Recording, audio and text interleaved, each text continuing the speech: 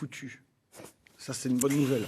Et on vous retrouve à présent pour donc la suite de cette soirée électorale en direct sur France 3.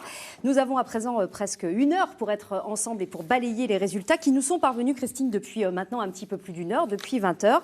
Nous sommes en mesure de vous en donner de nouveaux, notamment celui de Sablé-sur-Sarthe, bien sûr, où Marc Joulot se représentait, le maire sortant Les Républicains, vous le savez, qui fait face à une actualité judiciaire aussi chargée, puisqu'il était, il faisait partie des personnes qui était cité à comparaître dans le cas du procès Fillon. Eh bien, Marc Joulot, ce soir, est qualifié pour le second tour, mais dans une position qui n'est pas très confortable pour lui, pour le maire sortant, puisqu'il est en seconde position derrière son ancien adjoint, Nicolas Ledière, qui arrive en tête, 43,9% des suffrages. Marc Joulot, 39%. Arnaud Leclerc, c'est une surprise. Complètement, puisque Marc Joulot, jusqu'ici, avait été élu sur des scores de 67 à 68%. Donc dès le premier tour. On voit bien comment, à la fois, sa mise en cause dans cette affaire et en même temps, le fait qu'il ait une concurrence beaucoup plus soutenue que d'habitude a conduit à un score qui est quand même un score pas très bon pour lui. On rappelle aussi quelques scores, celui du Mans par exemple, qu'on vous a déjà donné il y a quelques minutes. Stéphane Le Foll qui arrive très largement en tête du premier tour avec 42% des suffrages. Il va bien sûr se maintenir, mais également Marietta Caramanli, la socialiste. Ce sera donc un duel à gauche et même un duel à l'intérieur du Parti socialiste au Mans. Et puis une triangulaire à gauche aussi à Saint-Nazaire, où le maire sortant David Samzin arrive en tête. Luc Boire, le maire de La Roche-sur-Yon, est également en tête dans sa ville, ainsi que Didier Pilon à Laval, le candidat qui a remplacé François Zocchetto, qui ne se représentait pas. Et puis, un score, on annonçait le Rassemblement national en tête à Saumur. Eh bien, ça n'est pas la réalité. Saumur, la ville de Saumur. Éric Aubron, on vous retrouve depuis la préfecture d'Angers. La ville de Saumur nous a donné de mauvais résultats. Absolument, les résultats qui m'ont été transmis en préfecture n'étaient pas les bons, puisque j'ai tout à l'heure crédité Patrick Morino de plus de 48%. C'est en fait le maire sortant, Jacques Goulet, d'Hiver Gauche, qui totalise ce score, plus de 48%. Il va se retrouver pour un second tour avec 2 autres listes, celle de Bertrand Chandouineau, candidat de droite, et de Bernard Henry, candidat sans étiquette. Donc il y aura bien un second tour à Saumur, mais sans le Rassemblement national. C'était une erreur, veuillez nous en excuser. Également un résultat complet qui nous est parvenu. Je vous parlais tout à l'heure d'Avrier avec une triangulaire. Eh bien, ce sera effectivement le cas.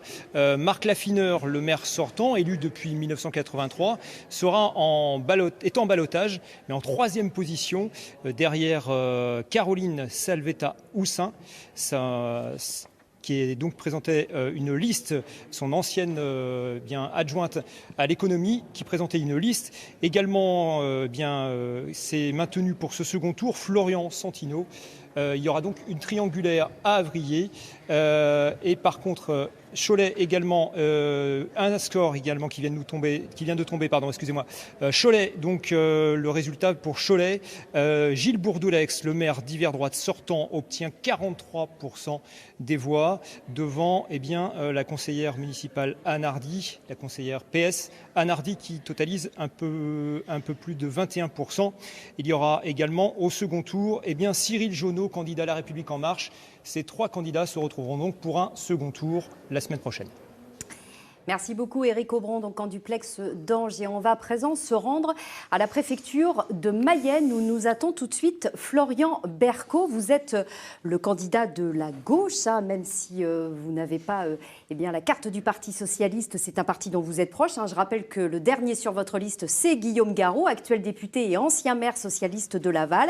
Vous réalisez ce soir un score de 34%. Vous êtes donc devancé par Didier Pilon, qui représente la majorité sortante. Isabelle Aymon, la représentante d'Europe Écologie Les Verts, elle est à 18%. Ça veut dire que ce soir, si vous imaginiez de fusionner avec elle, vous pourriez l'emporter au second tour. C'est un scénario que vous envisagez ?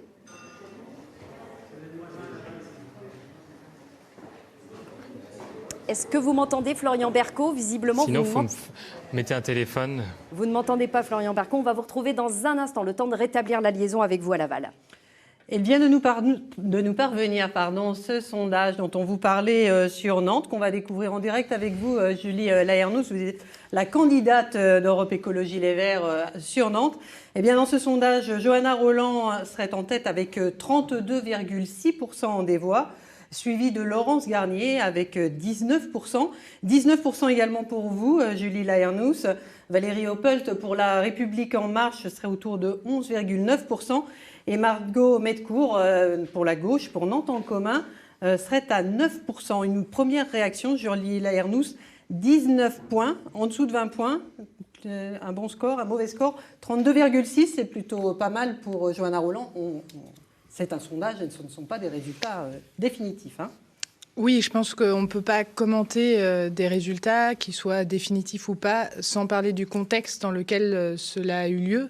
Je pense qu'aujourd'hui, celles et ceux qui se sont rendus aux urnes avec une chose en tête, c'est le coronavirus, la santé. Je comprends celles et ceux qui ont eu peur ou qui étaient trop fragiles pour se rendre aux urnes aujourd'hui. Donc vous nous dites que ça remet en cause la légitimité de ce premier tour ? De toute manière, on le voit bien sur le taux de participation. On vit une crise, une épidémie qui est inédite. Il y a eu des messages qui ont été passés au plus haut sommet de l'État et donc ça a instauré un doute. Et c'est vrai qu'aujourd'hui, la préoccupation majeure, notre responsabilité, c'est bien la santé de chacun et de chacune. Ça veut dire que clairement, il faut arrêter de faire campagne. Qu'est-ce que vous faites pour le second tour ? De toute manière, je pense qu'aujourd'hui, il y a besoin d'une clarification très claire. Là, on met en danger la démocratie dans une période qui déjà est très compliquée, où on va avoir besoin de solidarité. Est-ce que vous vous maintenez ? Est-ce que vous fusionnez avec la candidate Margot Metcourt si elle est à 9% des voix ? Oui, je pense qu'il faut tout d'abord avoir une clarification des règles du jeu. Comment participer à une démocratie quand les règles démocratiques ne sont pas claires ? On sait que le pic épidémiologique, la crise va s'amplifier. Donc vous dites qu'il ne faut pas de second tour, c'est ce que vous dites ? Et de fait, on sait que la tenue du second tour est extrêmement hypothétique. Aujourd'hui, quelles sont les règles du jeu démocratique ? Est-ce qu'on va nous faire revoter dans un an sur le second tour ? Aujourd'hui, je pense qu'il y a besoin d'une parole et d'une clarification claire sur comment cette démocratie se tient. C'est extrêmement important, d'autant plus que... Vous maintenez pour le second tour, s'il y a un second tour ? Si second tour il y a, vous avez pris votre décision, vous vous maintenez, vous fusionnez, avec qui ? Écoutez, vous m'apprenez là à l'instant les premiers résultats d'un sondage. Toutes les hypothèses sont ouvertes. Je pense que ce qui est certain, c'est qu'on a besoin d'une clarification de est-ce que le second tour va se tenir ? Est-ce qu'il va se tenir dans une semaine ou est-ce qu'on sera dans l'impossibilité de le tenir ? Et je pense qu'aujourd'hui, notre responsabilité collective est justement de faire en sorte d'enrayer le coronavirus sur notre territoire et de faire en sorte que notre système démocratique qui est important et spécifiquement en temps de crise, qu'il ne faut pas le fragiliser. Donc on est vraiment face à une situation assez inédite. Et je pense qu'avant de commenter des résultats, il est nécessaire de s'arrêter là-dessus. De savoir s'il y aura un second tour et si effectivement des mesures plus drastiques de confinement total vont être prises et pourraient être prises d'ici quelques jours, Virginie. Alors pour l'instant, on le rappelle, d'un sondage en ce qui concerne Nantes. On va attendre les résultats définitifs qui se font attendre puisqu'ils sont toujours tardifs à Nantes. Ça, c'est une réalité. Et ils le seront encore probablement plus ce soir en raison des conditions particulières de dépouillement et des mesures sanitaires que doivent adopter les assesseurs et les présidents de bureaux de vote, bien sûr, pour dépouiller chaque bulletin. En revanche, il y a un certain nombre de résultats définitifs, ceux-là qui nous sont parvenus au cours de la soirée. C'est le cas de Laval, nous vous en avons déjà parlé, où Didier Pilon, qui représente la majorité sortante, puisque Françoise Oqueto n'a pas pu se représenter, est en tête, certes, avec 40,8%, mais Florian Bercaud réalise aussi un score qui est, on peut le dire, assez élevé ce soir, 33,8%. Florian Bercaud, il représente la gauche. Bonsoir, vous nous attendez en duplex depuis la préfecture de Laval. La liaison a pu être rétablie. J'espère que vous m'entendez correctement. Est-ce que vous êtes satisfait ce soir de votre score ? Je le rappelle, 33,8%.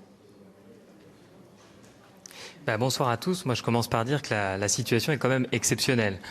Et avec une faible participation, un niveau de participation historiquement bas, ou en tout cas inhabituellement bas, et c'est important de le rappeler. 38% effectivement à Laval. Je donne ce chiffre, Florian Bercaud, parce que vous avez raison de le souligner. 38% de participation à Laval contre 63% en 2014. Oui. Oui, et c'est pour ça que j'ai une pensée d'ailleurs pour tous ceux qui n'ont pas pu se déplacer en ces temps exceptionnels. Et je remercie bien sûr tous ceux qui se sont déplacés aux urnes et ceux qui m'ont fait confiance dès le premier tour avec un score effectivement très significatif et qui place la gauche en bonne position. Alors justement, est-ce que vous avez déjà eu des contacts avec Isabelle Aymon d'Europe Écologie Les Verts qui, elle, totalise 17,6%. Si on cumule vos deux scores, vous dépassez les 50%. Est-ce que vous êtes prêt à fusionner? Vous vous êtes parlé déjà ce soir? Mon souhait, c'est de rassembler le plus largement possible les Lavallois d'abord, puisque c'est regrouper les Lavallois autour d'un projet, un projet autour de valeurs, des valeurs de justice sociale, des valeurs de transition énergétique et des valeurs de démocratie renouvelée. Donc c'est tout naturellement que, effectivement, dès ce soir, j'entamerai des discussions avec Isabelle Aymon pour se retrouver autour de ce projet, de ces valeurs qui ont rassemblé un nombre significatif de Lavallois ce soir. Merci beaucoup, Florian Bercaud. On va prendre la direction de Saint-Nazaire pour retrouver à Saint-Nazaire Gaëlle Bénizet-Tual, ex-adjointe de David Sabzin, qui arrive ce soir en 3e position, derrière le maire sortant, David Sabzin, et derrière la candidate écologiste Pascale Hameau. Un premier commentaire sur l'ambiance d'abord de ce vote, Gaëlle Bénizet-Tual. On peut quand même s'étonner que l'élection soit maintenue compte tenu de la crise sanitaire dans laquelle on est. Donc moi, je suis attentive à cela et ça se voit dans les résultats. En fait, le taux de participation est anormalement bas à Saint-Nazaire. Malgré tout, on sent bien que l'électorat de gauche s'est mobilisé plus qu'un autre électorat. Comment vous l'expliquez ? Alors, je dirais oui et non sur l'électorat de gauche. Effectivement, on a des scores assez surprenants. Moi, je suis attentive à cela et je me dis qu'il y a une partie de l'électorat qui a eu peur avec le coronavirus et qui est allé voter pour le maire sortant. Vous maintenez pour le second tour, dans la perspective d'un second tour, s'il a lieu, parce qu'effectivement, il peut se passer plein de choses ces prochains jours, et notamment l'annulation du second tour. Est-ce que vous êtes dans la perspective de vous maintenir, de vous fusionner ? Quel est votre état d'esprit ce soir ? Moi, ce soir, j'appelle à une responsabilité. Déjà, c'est de savoir si le second tour va pouvoir avoir lieu et si les élections municipales vont être annulées ou pas, carrément. Et puis, j'en appelle aussi à un rassemblement de notre liste avec la liste des écologistes, puisque en nombre de voix, nous avons encore des choses à faire si le second tour est maintenu. En tout cas, moi, ce soir, au vu des résultats, je me félicite aussi que le Front National ne soit plus au Conseil municipal demain si le second tour a lieu dimanche prochain. Merci beaucoup Gaëlle Bénizet-Tual pour cette première réaction. On le rappelle, vous vous demandez à vous aussi, le second tour a lieu, vous vous maintenez avec les écologistes contre le maire sortant David Sabzin qui est en tête ce soir. Merci beaucoup. On va à présent retourner au Mans où les résultats sont définitifs depuis un petit moment maintenant puisque là-bas le vote est électronique. On va retrouver Isabelle Sévère, la candidate d'Europe Écologie Les Verts. Isabelle Sévère, la soirée est très particulière pour vous puisque vous ne passez pas le cap du second tour à quelques voix près. Vous obtenez ce soir 9,98%. Ça s'est joué à combien de voix, le savez-vous ? J'ai cru comprendre que ça s'était joué à 6 voix. 6 voix près. C'est cruel pour vous qui avez fait campagne depuis des mois maintenant. Cruel est un mot un peu fort, c'est une déception inévitablement, mais je pense qu'en fait il faut vraiment tellement replacer cette élection dans son contexte, qui est un contexte, comme l'ont dit beaucoup d'autres candidats, complètement inédit. Et moi ce qui m'inquiète en premier lieu ce soir, c'est la crise sanitaire mondiale, et qui a aujourd'hui empêché de nombreux électeurs, je crois que c'est quasiment 6 électeurs sur 10 qui ne sont pas venus voter au Mans. Et ça pose des questions évidemment, démocratiques et de légitimité évidemment très forte de cette élection. Pour vous, ce score que vous réalisez ce soir et qui ne vous permet pas de vous maintenir au second tour, ça n'est pas aussi un échec de la stratégie de Yannick Jadot qui avait appelé en fait les listes écologistes à partir au premier tour dans toutes les villes où elles pouvaient le faire, notamment Le Mans, notamment Nantes aussi? Non, je ne pense pas. D'abord, c'était pas une stratégie forcément nationale, c'était d'abord un choix local de partir effectivement et de proposer un projet écologiste aux Manceaux et aux Mancelles. Moi, je trouve que c'était très bien. Nous avons mené une très belle campagne, nous avons fait de très belles rencontres, nous avons eu une campagne dynamique avec des gens formidables et si c'était à refaire, je le referais. Merci beaucoup Isabelle Sévère. Je rappelle donc que vous totalisez ce soir 9,98% des voix et vous n'êtes pas en mesure de vous maintenir au second tour au Mans. À quelques voix près, donc des résultats définitifs au Mans, ce n'est pas le cas à Nantes, mais nous avons un sondage sorti des urnes dont je vous rappelle les chiffres. La maire sortante, la socialiste Johanna Rolland, serait en tête selon ce sondage avec 32,6% des voix, suivie de Laurence Garnier avec 19% des voix et de Julie Laernouz pour Europe Écologie Les Verts à 19 points aussi, Valérie Oppolt 11,9 et Valérie Oppolt pour La République En Marche et Margot Metcourt pour Nantes en commun avec 9%. Julie Laernouz qui est avec nous sur ce plateau, 19%, c'est un bon chiffre ou un mauvais chiffre ? Je pense qu'on n'a plus à faire la démonstration que l'écologie, vous avez les chiffres pour Nantes, mais quand on regarde les résultats qui sont tous provisoires... Même si c'est ric-rac, ça ne passe pas au Mans. Quand vous regardez l'agglomération nantaise, vous voyez que Jean-Sébastien Guiton arrive premier à Orvault. Franck Niccolot est en tête aussi à Clisson, en Loire-Atlantique, avec 46% des voix. Voilà, on voit bien que la question de l'écologie devient centrale, c'est ancré un peu partout dans notre territoire. Et, donc vous êtes satisfaite si ce 19% se concrétise ? Je ne vais pas vous mentir, j'aurais espéré qu'on soit un peu plus haut. Maintenant, on voit bien qu'on est au centre de la gauche, puisqu'on a quelque part le Parti socialiste d'un côté, les écologistes, et puis Nantes en commun, qui est soutenu par la France insoumise. On voit bien qu'on est dans cette arc-là.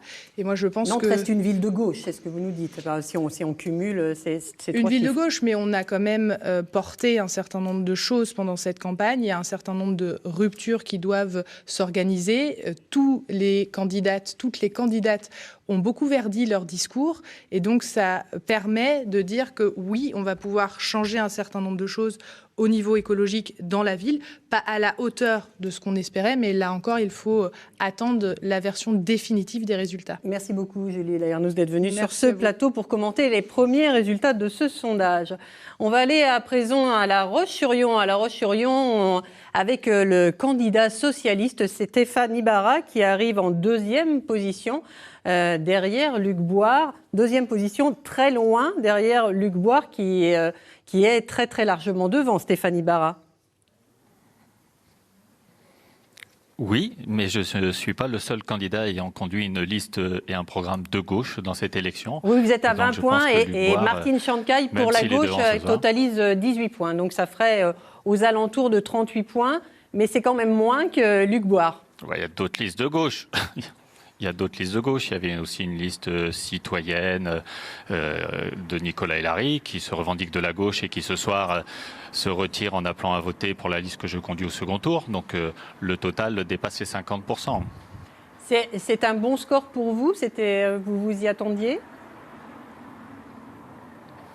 L'enjeu n'était pas mon score personnel. On sait, on a vu le contexte à La Roche-sur-Yon, on a eu donc plusieurs listes de gauche au premier tour.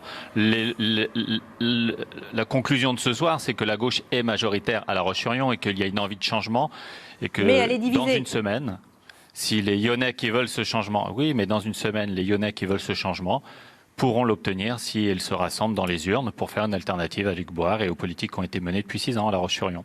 Merci beaucoup Stéphane Ibarra d'avoir été avec nous en duplex et en direct de La Roche-sur-Yon. Merci à vous. Et on va rester en Vendée pour rejoindre à présent Fanny Borius depuis les Sables d'Olonne. Fanny, vous avez des résultats définitifs sur la deuxième ville désormais en population de Vendée depuis qu'elle a fusionné. Oui, Virginie, les résultats ont été proclamés il y a 10 minutes à peine par le maire sortant, Yannick Moreau, devant une centaine de personnes devant la mairie. Yannick Moreau qui arrive largement en tête de ce premier tour avec 42,8% des voix. Suivent derrière lui Brigitte Tesson du groupe Agir avec 15,8% des voix et Claire Legrand, soutenue par La République En Marche, qui arrive avec 13,4% des voix. Brigitte Tesson et Claire Legrand, c'était deux anciennes ancienne conseillère municipale qui avait démissionné suite à l'élection d'Yannick Moreau comme maire de cette commune nouvelle des Sables-d'Olonne. À noter que la liste de Caroline Potier, seule liste de gauche dans cette élection, arrive avec 10,6% des voix. Elle se maintient donc tout juste pour ce second tour. Second tour pour lequel 3 femmes donc vont contester la place de Yannick Moreau. À noter une participation faible, 16 000 électeurs se sont déplacés aujourd'hui au Stade de l'Olonne. C'est 40%, 20 points de moins qu'en 2014. Merci beaucoup Fanny Marius depuis les Sables-d'Olonne. Nous a rejoint sur ce plateau Sarah El Haïry. Bonsoir. Vous êtes députée du MoDem de Loire-Atlantique. Vous êtes aussi la porte-parole nationale du MoDem. Ce premier tour, il laisse un goût amer ? Ce premier tour, en réalité, marque 2 choses. Le fait que le Front National s'implante sur certaines communes dans notre pays, et ça, c'est grave. Rassemblement national. Rassemblement national, exactement. Finalement, pas dans notre région. Mais vous savez, pour moi, ça reste le Front National, donc j'assume les mots. Pas dans notre région, pas dans notre région. Le Rassemblement national quitte même Saint-Nazaire et Le Mans. Exactement. Et j'ai envie de dire, c'est une joie personnelle de voir sur ces villes-là le retrait, la sortie du Front National, encore une fois, de ces conseils municipaux. À côté de ça, il se trouve que ce premier tour s'est passé quand même d'une manière extrêmement inédite.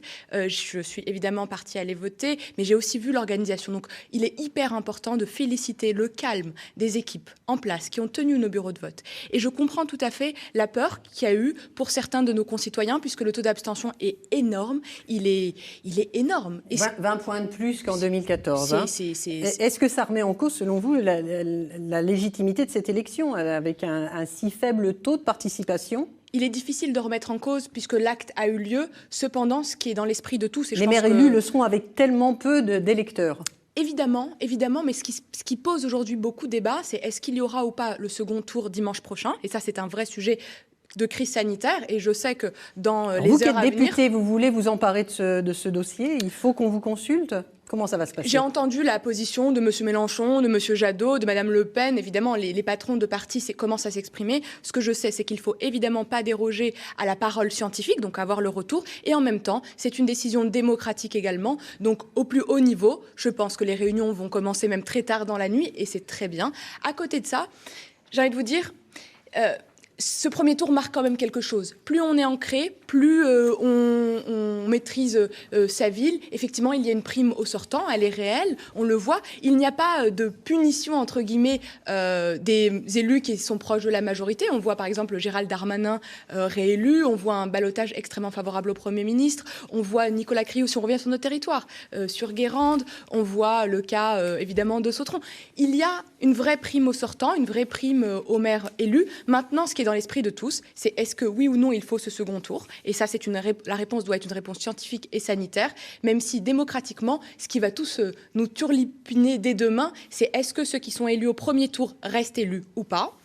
Et est-ce que là où il y a des deuxièmes tours, qu'est-ce qu'on fait ? Si le second tour, il est dans 1 mois, s'il est dans 2 mois, s'il est dimanche, qu'est-ce qu'on fait ? Il faut que le président de la République apporte et le Premier ministre apporte une réponse très rapidement sur ce sujet-là. Et je pense que c'est nécessaire pour la bonne santé démocratique de notre pays. Il ne faudra pas tarder pour une raison toute simple. Les équipes vont commencer à s'organiser pour le second tour.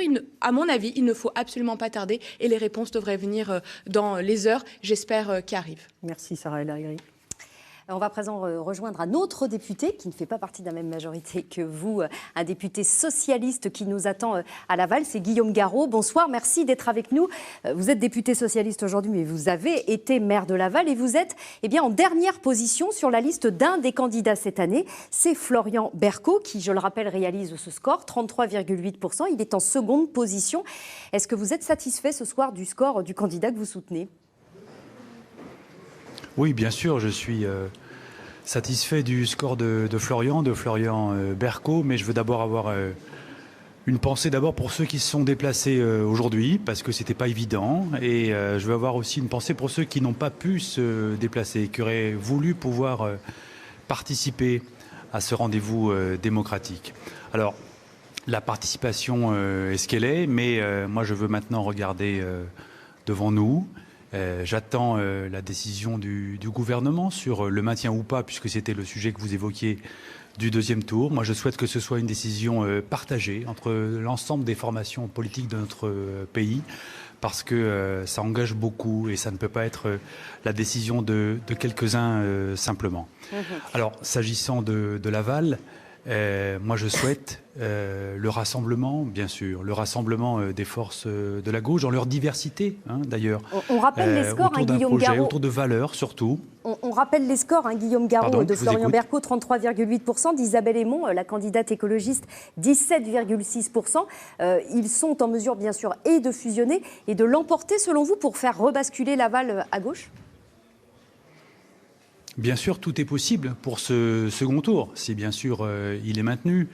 Ce qui compte, c'est qu'il y a un projet. Ce qui compte, c'est qu'il y ait des valeurs partagées. Et Florian Bercot l'a dit très simplement durant cette campagne. Il porte des valeurs de justice sociale, de responsabilité écologique, d'exigence démocratique.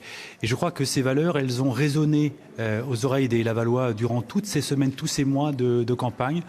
Donc aujourd'hui, il faut leur donner une version très, très concrète.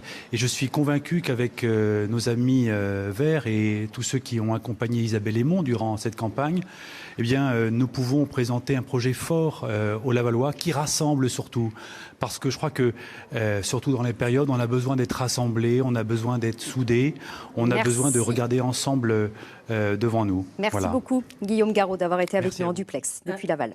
Arnaud Leclerc, la primo sortant sur ses premiers résultats, comme le disait tout de suite Sarah El Haïry, si on en croit le sondage sur Nantes, Johanna Roland devant, Luc Boire à La Roche-sur-Yon devant, David Samzin, le maire sortant à Saint-Nazaire devant, Stéphane Le Foll au Mans devant. Finalement, cette faible participation, elle profite à la gauche ?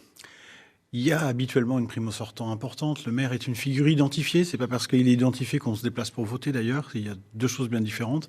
Mais c'est clair que quand on est en place, on a une position privilégiée et que l'électorat vous le fait sentir, même lorsqu'on est en place depuis très peu de temps. Parce que si on prend le cas de Stéphane Le Foll, mais si on prend le cas d'Yannick Moreau qui vient de prendre depuis un an la mairie de l'ensemble des 3 communes réunies. Des Sables-d'Olonne. Des Sables-d'Olonne.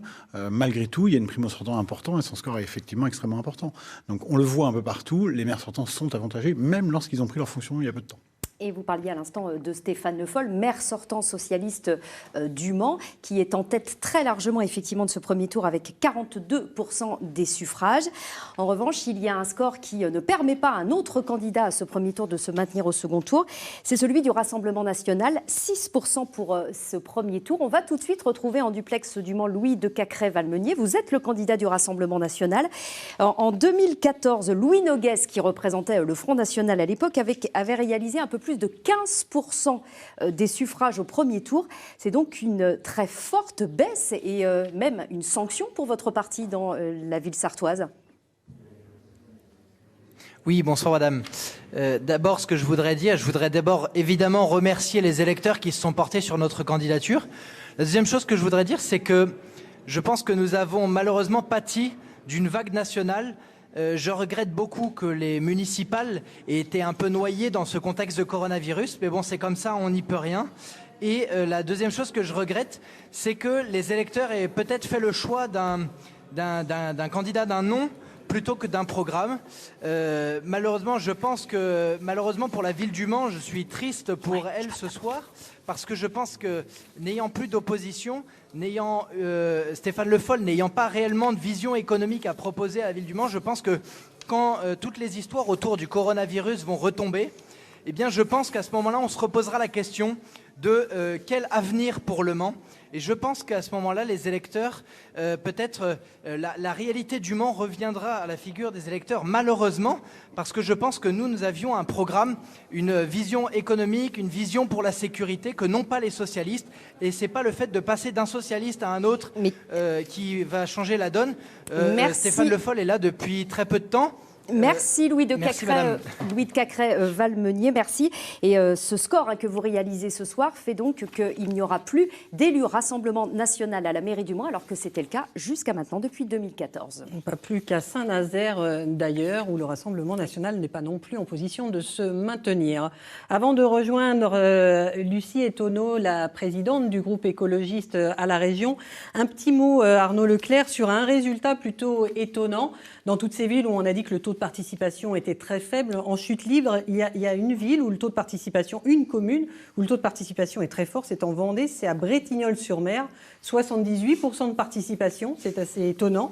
Et c'est le premier adjoint, et non pas le maire sortant, puisqu'il prendra la présidence de l'agglomération, le premier adjoint, Frédéric Fouquet, qui est élu dès le premier tour.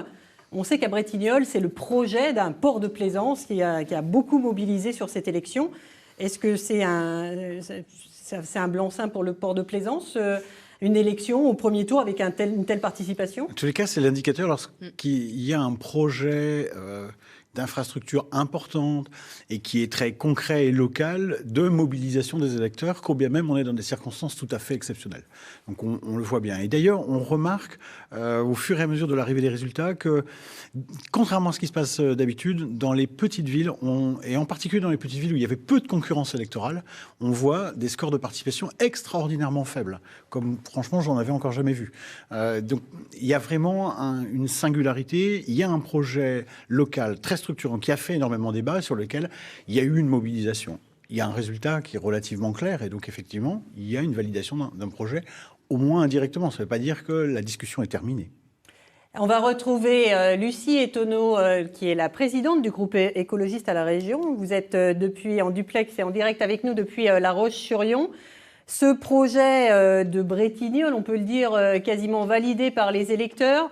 Un score en deçà de ce que vous attendiez pour l'écologie. Isabelle Sévère qui ne se maintient pas au Mans. Julie Lernous qui serait en deçà de 20 points à Nantes. C'est plutôt un mauvais score pour le moment pour vous? Ce qu'il faut noter, c'est le contexte exceptionnel, inédit de ces élections. L'enjeu principal et notre préoccupation, en tout cas en tant que citoyen et responsable politique, c'est l'enjeu de santé publique ce soir. Quant aux résultats sur les Pays de la Loire, il faudra les analyser. Ce qu'on a remarqué, c'est qu'il y a eu une belle dynamique pendant cette campagne, des listes autonomes sur des territoires qu'on n'avait jamais vus, comme à La Roche-sur-Yon, à Laval, au Mans, effectivement. Ça s'est confirmé à Nantes, en tout cas, cette dynamique sur cette campagne, et également aussi à Saumur. On attendait au-delà de 20 points à Nantes. Vous êtes satisfaite? Vous dites que cette dynamique, finalement, elle ne s'est pas vraiment traduite dans les urnes ce soir, Lucie Etonneau, pardon. Dans un contexte particulier, qui nous font prendre ces résultats avec humilité, qui nous font aussi dire que nos préoccupations sur les enjeux écologiques et sanitaires sont primordiales, qu'aujourd'hui, il faut qu'on soit encore plus armés pour gérer ces gestions de crise et que demain, l'enjeu principal, effectivement, c'est la santé publique. Après, il y a des dynamiques qui se sont confirmées. Vous parliez tout à l'heure du résultat à Laval. Ça va dans la continuité, en tout cas, des résultats aux européennes. On pourra poser, en tout cas, ces premiers résultats partiels avec l'abstention comme une première pierre que posent les écologistes dans le paysage politique en Pays de la Loire. Merci beaucoup, Lucie Etonneau. Je rappelle que vous étiez en duplex et en direct de La Roche-sur-Yon. Et on va rester en Vendée pour rejoindre à présent Yannick Moreau au Sables-d'Olonne. Bonsoir Monsieur Moreau. Vous êtes donc le maire de la commune sortante, commune nouvelle, et vous êtes très largement en tête ce soir du premier tour, 42,8% des suffrages. C'est de bon augure pour le second dimanche prochain, s'il est maintenu? C'est malgré une abstention record due à l'atmosphère lourde de ce premier tour des élections, qui n'a fait échapper aucune des villes. Malgré cette atmosphère-là, effectivement, le score que nous réalisons est un encouragement à poursuivre la dynamique que nous avons enclenchée depuis 14 mois pour les Sables-d'Olonne et cette ville nouvelle. Voilà. Et vos concurrentes sont très très loin derrière vous, Brigitte Tesson, Claire Legrand, qui avait démissionné du conseil municipal des Sables au moment de la fusion. Ça veut dire que cette fusion, elle est aussi quelque part validée par les électeurs de la commune nouvelle ? Je pense qu'on peut le dire de cette façon-là, même s'il y a beaucoup d'abstention et qu'il faudra à l'avenir pouvoir mobiliser celles et ceux qui ont fait le choix aujourd'hui de ne pas se déplacer. Je comprends ce choix, je le respecte. Moi, ma priorité aujourd'hui de maire en exercice, c'est de stopper la campagne demain matin pour consacrer 100% de mon énergie à la gestion des conséquences de cette crise sanitaire et d'essayer de protéger au mieux les Sablaises et les Sablais. Merci beaucoup Yannick Moreau en duplex donc depuis votre mairie des Sables-d'Olonne. On va rejoindre un autre lieu presque à l'autre bout de notre région. Cette fois on va partir à Laval pour retrouver Didier Pilon. Bonsoir Monsieur Pilon. Vous êtes membre de la majorité sortante, Bonsoir. Celle de Françoise Oqueto qui n'est donc pas reparti pour un second mandat à Laval. Vous êtes en tête ce soir, 40,8% des suffrages. Est-ce que vous êtes malgré tout déçu par ce score, puisque je rappelle que la gauche face à vous, si elle s'unit, eh bien, a plus de voix et de pourcentage que vous? Moi, je suis surtout déçu par le nombre très important de gens qui ne se sont pas déplacés. J'observe qu'il n'y a malheureusement qu'un Lavallois sur 3 qui est venu voter. C'est donc un signal très fort. Je comprends que les problèmes de santé, d'économie sont vraiment très forts. Et ce que nous devons faire, nous, c'est réagir et faire en sorte que tout ça se passe. Alors oui, bien sûr, je suis content d'être en tête. 41% pratiquement, c'est le score que j'espérais faire. Après, je ne vous cache pas que les choses peuvent être un peu difficiles, mais en politique, il n'y a jamais eu d'arrêt de sommes qui soient toujours les mêmes. Je considère, moi, qu'on a toutes nos chances parce qu'on est une équipe qui est à la fois renouvelée, avec des adjoints qui sont compétents, et puis également des nouveaux qui sont extrêmement motivés. Sauf que Didier Pilon... C'est parce qu'on a à la fois la continuité... Sauf que Didier Pilon, où sont vos réserves de voix ce soir ? Je pense qu'elle se situe évidemment dans les abstentionnistes, puisque je vous rappelle qu'il y a 2 Lavallois sur 3 qui ne sont pas venus. C'est énorme. Et j'observe qu'il y a eu un jeu très, très faible de procuration, ce qui n'est pas normal non plus. D'habitude, dans toutes les élections, on voit les gens se déplacer. Alors, moi, je pense que c'est vraiment des problèmes de l'économie et de la santé que nous devons prendre en considération. Et ça me paraît grave qu'il n'y ait qu'un électeur sur 3. Merci beaucoup Didier Pilon. Vous étiez en direct et en duplex de Laval. On va rejoindre à présent en préfecture de Nantes Emmanuel Faure pour quelques résultats dans les communes autour de Nantes. Toujours pas Nantes, mais les communes alentours, Emmanuel. Alentour très largement, hein, Christine. On va monter au nord du département. Il y a 12 communes à passer en revue, vous allez voir, ça va être passionnant. Alain Huneau, ça vous dit quelque chose? Une famille d'élus. Son père, Xavier Huneau, était député maire de Châteaubriand. Son frère, Michel Huneau, était député pendant le temps. Alain Huneau commence un nouveau mandat. Il est élu ce soir à Châteaubriand avec 62% des voix. À Clisson, vous l'avez abordé rapidement tout à l'heure, Franck Nicolon, l'écologiste, 46% des voix, devant Xavier Bonnet, le maire sortant, 42%. Il y aura une triangulaire avec Richard Bellier, 12%.